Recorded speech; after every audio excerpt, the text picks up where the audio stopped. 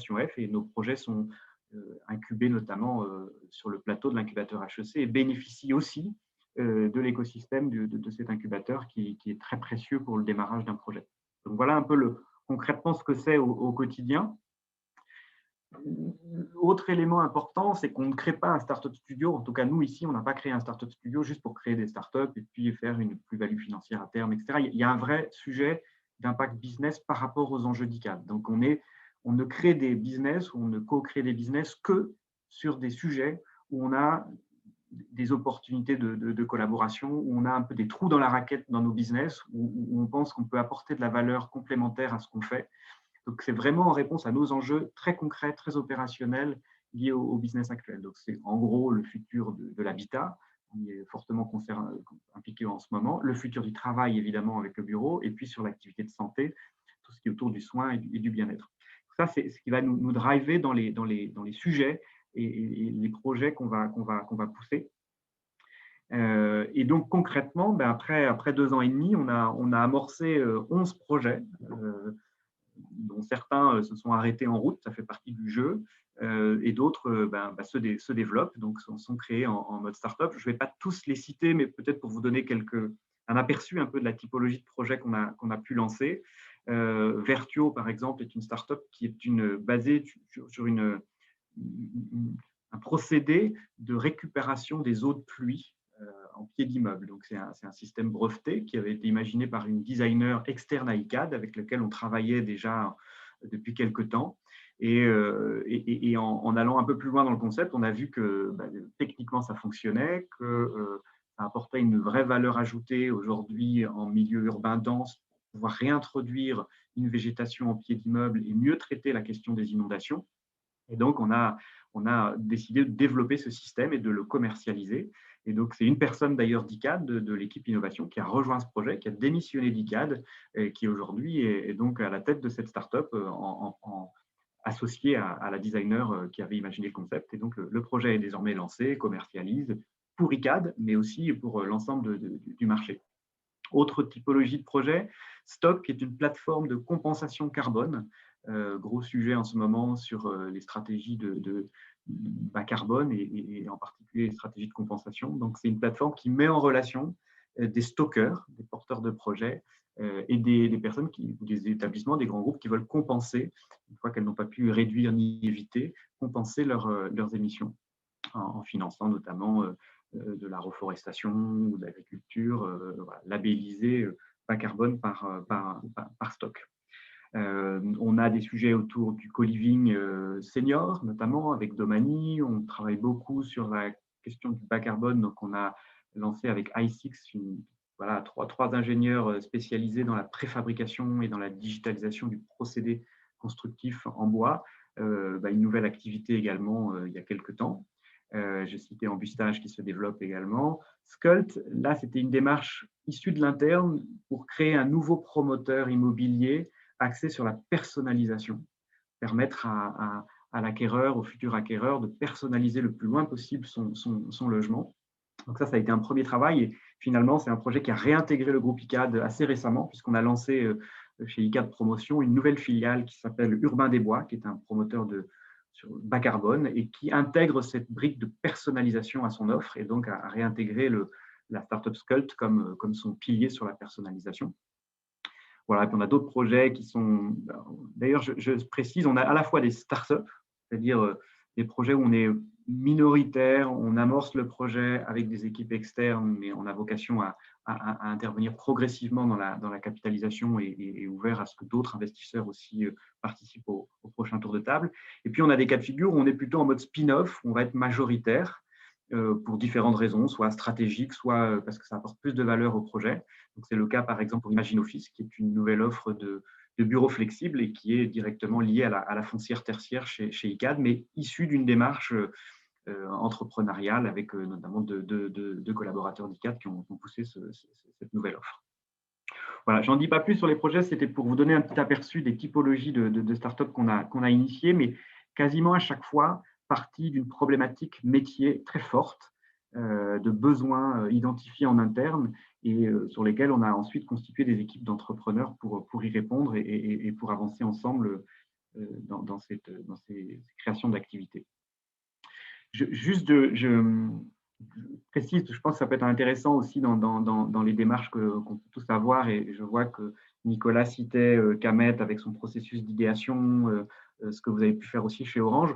On fait des choses assez similaires. Alors, c'est des choses qu'on fait évoluer régulièrement, hein. Chaque année, on apprend un peu plus et on revoit on améliore en tout cas ce qu'on peut faire d'une année sur l'autre.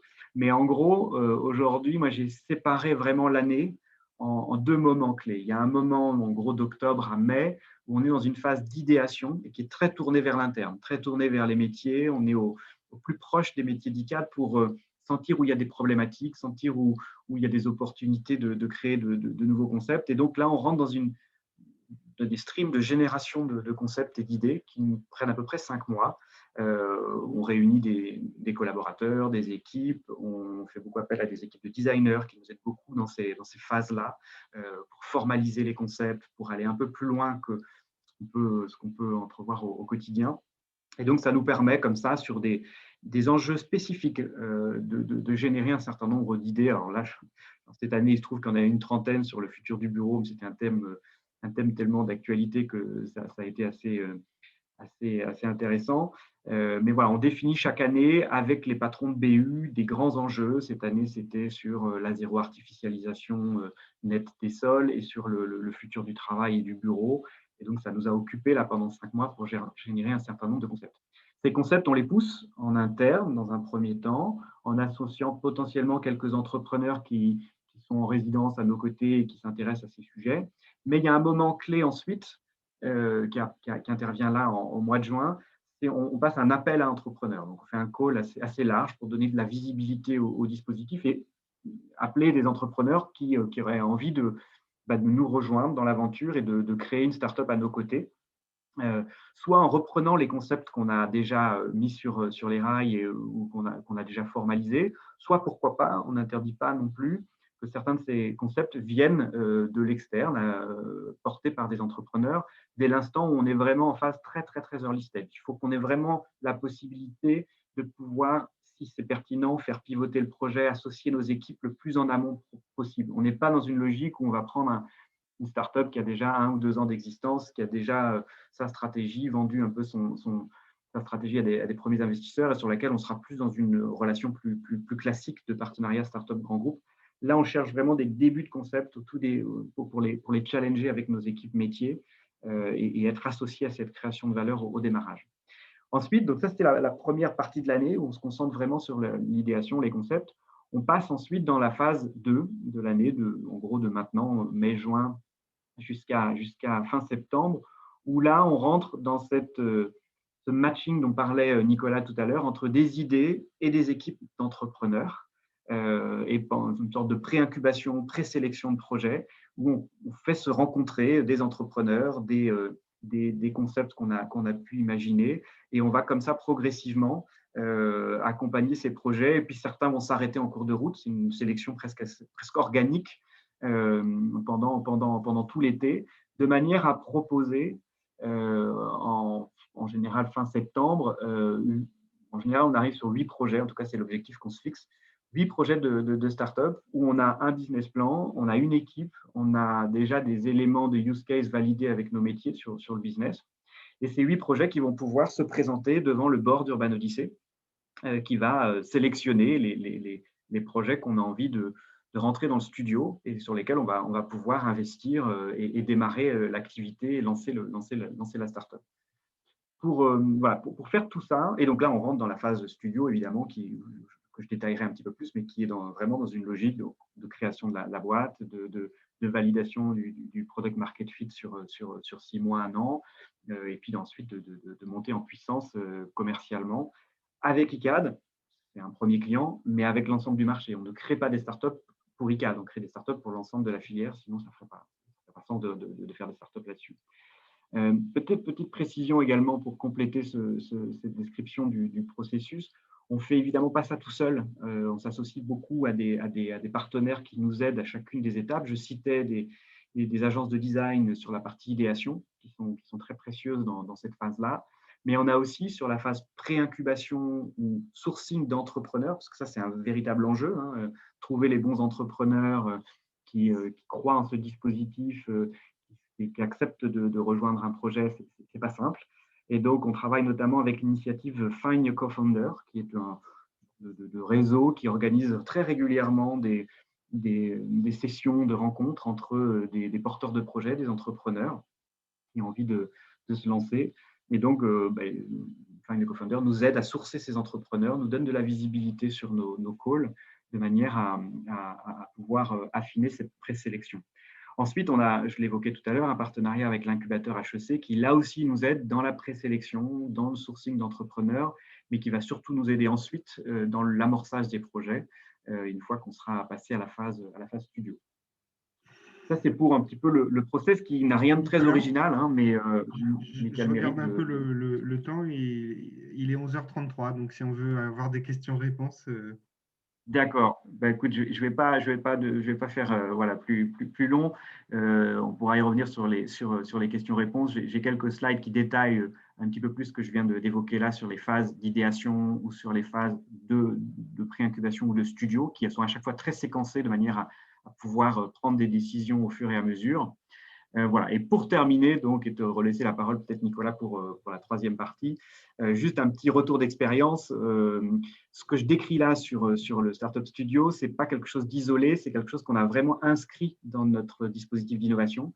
Et donc aujourd'hui, je l'ai construit avec deux piliers. Un pilier innovation-transformation, qui est celui qui nous permet d'être le plus proche des métiers, rester vraiment très très proche des besoins métiers, et l'autre qui est New Business, qui est opéré par ce Startup Studio. Donc, c'est cette complémentarité des deux piliers qui, à mon sens, fait qu'on arrive à générer des business et à associer les métiers et qui fait l'effet levier, la valeur recherchée dans le studio. L'autre point, c'est d'impliquer le plus en amont possible les métiers, sinon ils ne sont pas associés au projet et c'est très galère ensuite. Et enfin, c'est d'avoir un pied dehors, un pied dedans. C'est important que le studio puisse être en dehors aussi du groupe pour avoir une certaine agilité. Tout en conservant un pied en interne pour être au plus proche, encore une fois, des métiers. Et dernier élément, je conclue là-dessus, c'est dans un pied dehors, un pied dedans, c'est aussi s'associer à des regards externes. Donc, le board d'Urban Odyssey, on associe des investisseurs de fonds d'investissement, de corporate venture, qui nous donnent aussi leur regard dans la sélection de ces projets-là. Et c'est important pour contrebalancer aussi avec le regard purement corporate. Donc, c'est cet équilibre-là, ce côté hybride qu'on recherche et qui, je pense, illustre notre démarche. Voilà, mais j'en dis pas plus et avec plaisir pour répondre à des questions si vous en avez. Et je te laisse à nouveau la main, Nicolas. J'arrête le partage pour les dernières slides. Ok, merci pour cette belle présentation. Donc, on va passer aux questions. Première question. Non. Pas tout à fait. On a encore une troisième partie de conclusion. Ah, ok, désolé. Voilà, en tout cas, ce qui me frappe dans ce qu'a montré Nicolas, c'est que l'étape du matching est une étape en soi, ça ne se fait pas tout seul. Et puis, ce qu'il a montré aussi juste dans le dernier slide, c'est qu'on peut mettre une organisation innovation en place si on n'a pas la culture qui va avec. Ça ne fonctionne pas forcément. Moi, je le vis aujourd'hui avec cette vingtaine de pays en Afrique où pour bon nombre de managers de pays, donc le patron du pays, l'innovation, c'est l'idéation, c'est-à-dire c'est avoir des idées, faire des brainstorming, mais ils connectent ça, absolument pas ça au business, comme le marketing ou la vente peut être naturellement connecté au business. Et donc, c'est important à ce niveau-là de montrer que d'un point de vue culture, l'innovation apporte des relais de croissance, de la compétition, de la compétitivité, etc. Alors, je vais aller très vite pour laisser la place aux questions. On a mis un slide pour vous montrer un certain nombre de studios qui sont dédiés à l'accompagnement des corporates. Ce qui est intéressant, c'est de voir qu'ils aident dans la phase d'idéation, ils aident dans la phase de staffing. Certains sont spécialisés thématiquement autour de la data science, par exemple. Et puis certains vous aident même à monter votre incubateur, à monter votre corporate startup studio. Voilà, pour conclure, on voulait mettre en perspective cette réflexion Startup Studio avec ce qu'est une direction d'innovation aujourd'hui et ce qu'elle pourrait être demain. Donc, c'est le résultat d'un travail avec différents managers innovation de Paris Co, où on a procédé à plusieurs workshops. Donc, on a d'abord dessiné les contours de ce qu'est la direction innovation aujourd'hui dans ces différentes entreprises, donc dans des secteurs très, très variés. Donc, avec une notion d'éclairage, de panorama, de détection de tendances, une notion de construction d'écosystèmes vers l'extérieur, on en a pas mal parlé, une notion de transformation, Nicolas a mis ce mot-là sur son slide, une notion, moi, qui me concerne beaucoup avec l'Afrique actuellement, d'animation de communautés internes, donc des ambassadeurs ou des boosters innovation. Et enfin, bien sûr, une notion de direction de projet où, dans ce cas-là, la direction innovation opère elle-même le développement d'un certain nombre de projets et communique autour de ces éléments. Et avec le groupe de travail, donc on a élaboré 4 scénarios qui nous sont venus à l'esprit. Le premier, ça rejoint ce qu'on vous a présenté aujourd'hui, donc une orientation beaucoup plus forte sur le fait de délivrer des projets.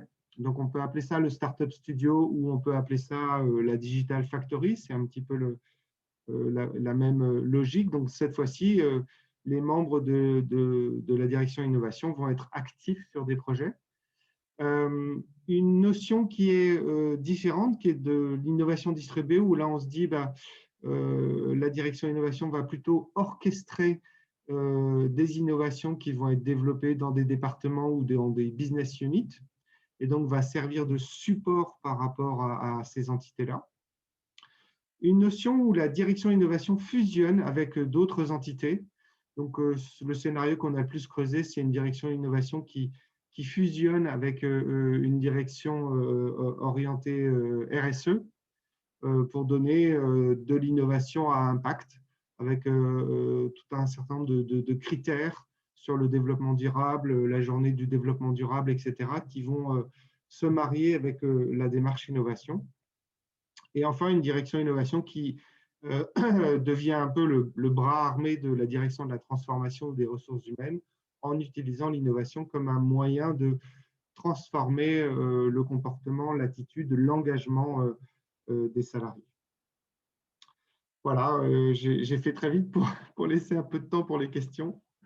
Et je vous rappelle que vous pouvez trouver plus de choses autour de ces sujets sur le blog que j'anime qui s'appelle rapidinnovation.fr. À toi, Chad, si tu veux poser des questions. Parfait, merci Nicolas.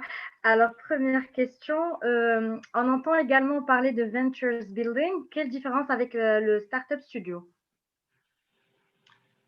Oui, alors c'est un terme qui est apparu récemment et je dois dire que parfois on a tendance à créer des néologismes et des vocabulaires un peu compliqués dans l'innovation. Mais ce que j'ai compris, c'est que là où le Startup Studio est plutôt orienté vers la création de startups qui vont être autonomes, des entités indépendantes du groupe d'origine, le Venture Builder, lui, va plutôt créer une entité qui va renforcer une business unit interne, devenir plutôt une nouvelle ligne de service, donc avec une orientation plutôt interne. Ok, merci. Question suivante. Comment mesurez-vous les efforts, que ce soit les ressources mobilisées, investissements, versus les gains obtenus, comme les nouveaux business et les revenus?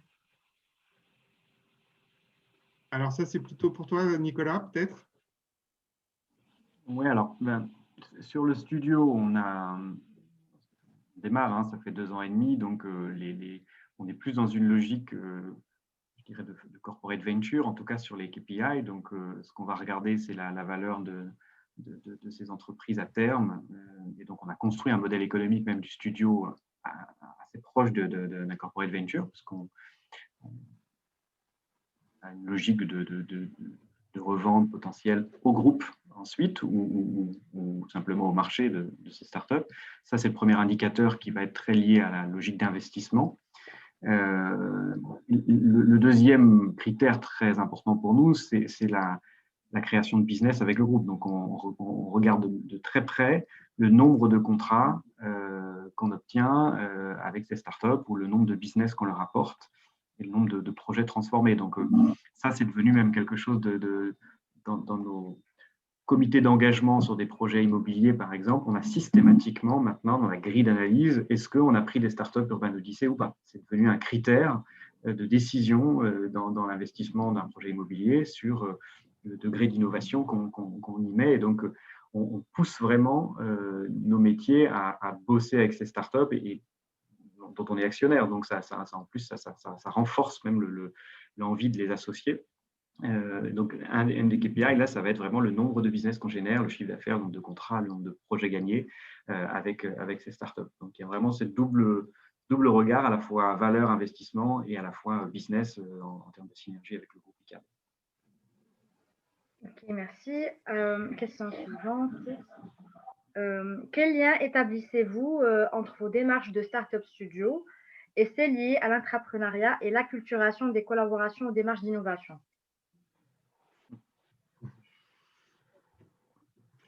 Tiens, je me lance si tu veux, Nicolas, là-dessus, parce que en toute honnêteté, je ne suis pas un grand fan de l'intrapreneuriat. Enfin, en tout cas, c'est bien, il en faut, mais on ne peut pas construire toute une stratégie d'innovation uniquement là-dessus, parce que ça concerne quelques personnes.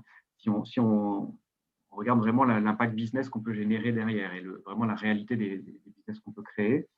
Donc, en tout cas, moi, la logique que j'ai eue là-dessus, c'était plutôt de faisons des projets, mettons en place des équipes d'entrepreneurs pour les porter.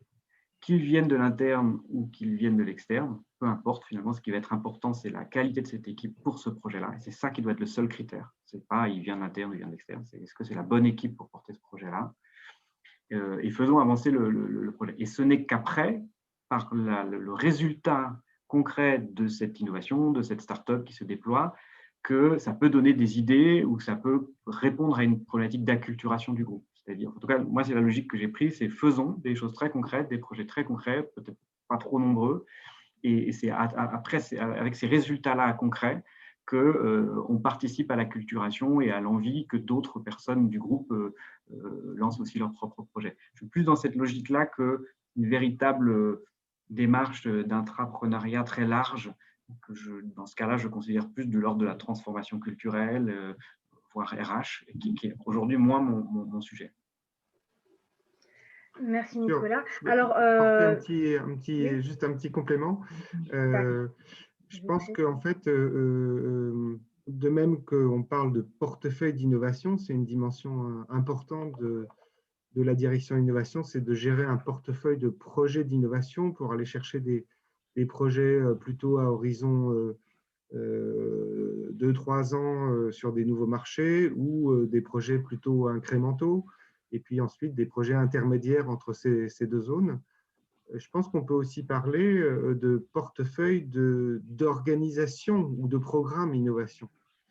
Chacun va avoir son objectif, ses avantages, ses inconvénients. Et donc, ça peut être intéressant de gérer, comme tu l'as montré, Nicolas, sur ton slide, une démarche intrapreneuriale en parallèle d'un studio, en parallèle d'une démarche de coopération avec des startups open innovation, voire d'une démarche digital factory. C'est intéressant. Alors, selon les moyens de l'entreprise, puisque tout le monde n'a pas forcément toutes les ressources pour mener tous ces programmes, mais de présenter finalement le choix aux entités et de voir sur ces différents programmes ceux que les entités veulent pousser, ceux sur lesquels elles veulent s'engager. Parfait. Merci pour votre présentation. On n'a plus de temps pour prendre d'autres questions. Après, pour l'audience, si vous avez d'autres questions, vous pouvez les poser durant les one-to-one meetings. Alors, je vais juste vous demander, s'il vous plaît, d'évaluer la présentation et